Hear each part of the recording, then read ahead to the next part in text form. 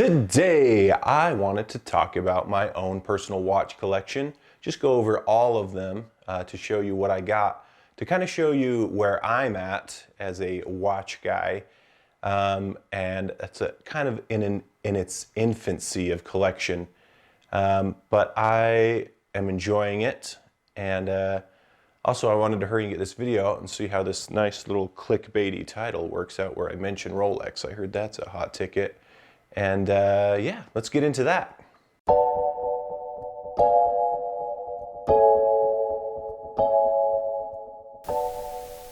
This is the Timex Easy Reader. Basically the quintessential watch. It doesn't do anything but what a watch does. Can't take this thing anywhere. But this is just what started it. In watch collecting, you just got to start somewhere. And this is what did it for me. I actually took it swimming once because I thought that 30 meters water resistant meant, hey, I never even go 100 feet underwater. This is going to survive everything. It did survive my little swim, but I won't be doing that again. You can see I've gotten lots of wear out of this brass watch. I mean, it's nothing and everything, because it just started everything. 40 bucks. Yeah, that's all for this one. This watch, I mostly have it because I can't sell it, and I probably won't. It's a gift from my wife. It was the first watch she bought me. It was just something that was before I knew much about watches. It's a 30-second chronograph, I believe, and it doesn't work very well. Things just kind of wig out. Try to reset it, and but yeah, this was just something that definitely shows why this channel is called IDK Watches. I'm learning, but this is kind of how things start off. Here's another watch that my wife gave to me. Probably about $100 watch in its heyday. She did not buy it for me though. She found it at the university that she worked at in the Lost and Found. It was the requisite 60 days before she gave it to me according to university policy. It's not stolen. So, if you're seeing this video, you lost a fossil chronograph. Here it is. Alright, here's a watch that my parents gifted to me. As you can see, it is wood. Kind of interesting. I don't wear it that much because it is wood.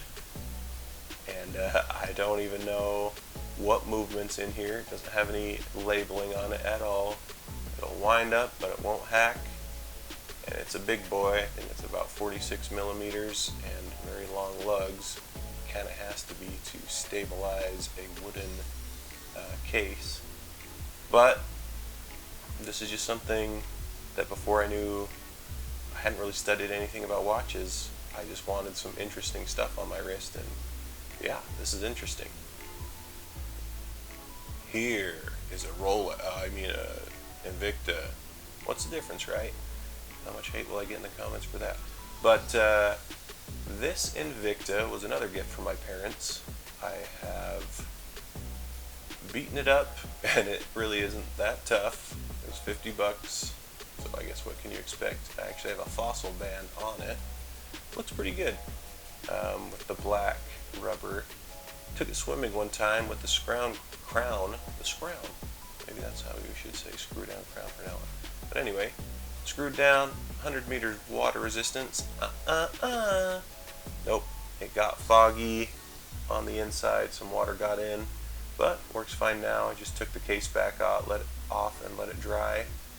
And yeah, so, you know, Invicta's not that high quality, and it showed there, but it just looks kind of nice, and nice and fingerprinty too. But I still have it, maybe always will, until I just give it to somebody that doesn't care too much about watches.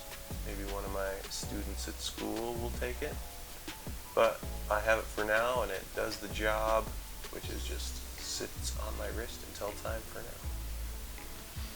Alright, you Gotta know this one, the Seiko 5 SNK little field watch. I'm keeping it on a pillow because he's asleep. Just kidding. But it is an important watch because this is probably the first watch purchase I made when I was looking through watches, looking through decent brands that might retain some value, that has history. So this is kind of a tipping point in my watch journey, as people call it. I think that's kind of weird, but I'll just use the same lingo as all the other YouTubers. But yeah, this is what made me realize, wow, watches do really bump up in quality when you really look for what you're purchasing. It's only got its 30 meters water resistance, so I don't take it too many places, and the band was just very uncomfortable, so I got it on a NATO. But this is just something that made me think more about my watch purchases. Do you know what this is? That is a Vostok. Originally I thought it was an Amphibia because it was labeled so on eBay. I don't believe it is. I told them, hey, this was labeled as an automatic Amphibia. It's got no rotor. It's hand wind. And they gave me like 15, 20 bucks back. I was like, alright, because I thought it was still kind of cool. It's got the KGB logo on it. So, and it's pretty old looking, or at least well worn, because I won't take the strap off to see it, but the back's kind of worn down a lot. Maybe it was a good old Vladdy's KGB watch from back in the day, who knows? But it's my only acrylic watch. I polish it from time to time, and yeah, it's horrendous but beautiful at the same time somehow. Yeah, this is another one where I actually thought about a purchase of affordable watches. Here's a watch I bought in bulk. I just wanted a watch that was really thin. I just thought it was interesting. That's what led me to buy this watch. When you're starting out, simple things can get you. I'm not too mad about it. I do wish I would have saved up for something a little bit nicer, but I still use this one. Nice blue watch. I wanted blue, I wanted titanium, and I wanted skinny. I couldn't really find a better deal than this Skagen watch. I bought it in bulk with a few other watches on eBay. I still have it. Still might keep it for quite a while. Here's another Fossil watch. This is one of the weirdest ideas for watches I've seen. The second hand is mechanical. You see the balance wheel and stuff around there, but guess what? The rest of it is quartz. And this was just something I thought was kind of interesting. I actually didn't pay attention to it because this is what I bought in bulk from the Skagen thing, a little thing that I bought from eBay. Didn't really pay attention to this one, and I was like, what the heck? This has quartz and mechanical. So, interesting little watch that I have, and don't really wear it that much, don't like it, but it is interesting to have and part of the journey. Up to now, this is probably a watch that I looked at the most, trying to purchase. I was getting into seeing how cool histories of watches can be, and this appeared in my sights. It's my first watch purchase that was even over $100. Went for the Sky there. I think I got it for about $400, so pretty good deal for the braceleted version. But I wear this one the most, getting all the scratches on it. This is kind of a watch I want to tell stories, not one that I'm preserving very well. But it is pretty tough with the scratches, nothing on the big back crystal. But yeah, this is one of my, as far as I'm concerned, it's the king piece, even though it's a pretty cheap comparatively to what other people look for. I just enjoy it and I get use out of it. Even go in the shower with it sometimes. I'm very close with this watch. Alright, a little too weird. I don't love watches that much. But this is my watch, and I want to get a few others that will be a little more versatile that I will wear a lot. this will be the subject of another video. It's a kind of a homage to a Doxa. Doxa does not have this mother of pearl dial, so I went with this. And of course, it's not as high quality, except for the loom is actually better than an actual Doxa. But it's otherwise quite different in quality. The bracelet doesn't flare out, there's no dome on the crystal, the bezel dips, I'll talk about that later though, and Chinese watch industry in general, which is something I think is important right now to keep the other watch brands honest. But this is probably the watch I actually wear the second most. I wanted a watch that could not do what the Invicta did and will survive underwater a little bit. And it's been great. I've taken it swimming, water sporting, it survived everything, and I'm beating the crap out of this thing. Love it. And I lied about when I was talking about the king piece before. Of course, this is the king piece. I wear this one constantly, even if you don't see it. No, not that much. But this is a watch that I will just wear to beat it up a little bit.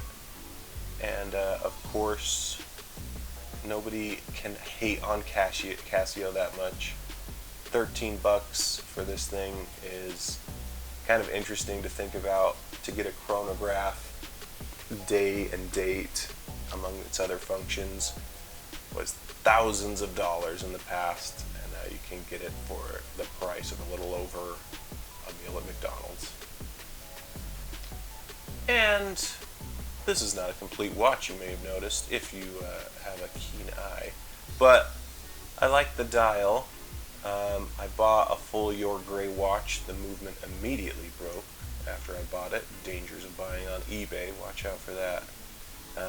But I did want to make watch more of a hobby than just collecting. I do plan on doing a full build someday, but this will be a good practice. I'm going to just stick the movement on with different hands than the original. And it should be a nice, useful watch because it looks nice and has 100 meters water resistance too. So there you have it, ladies and gentlemen. That's all I got so far. Some watches I enjoy a lot, some I barely even wear anymore because of how my tastes have changed. And that's something that's really interesting, is things that are important to me in a watch are things that I did not even know existed a year ago. So yeah, whatever your collection or watch journey is, just enjoy it. Even if you kind of end up with some things you don't really like anymore, it's all right. Just look to sell and then move on and enjoy the little stories you have with those watches. Next time I'm probably going to review this SEESTERN watch that is a Doxa homage, and I'm going to talk about the Chinese watch industry in general, what that means for people to get into the watch hobby, because there's some really good looking watches for well under $1,000 now. But yeah, that's all I got. See ya.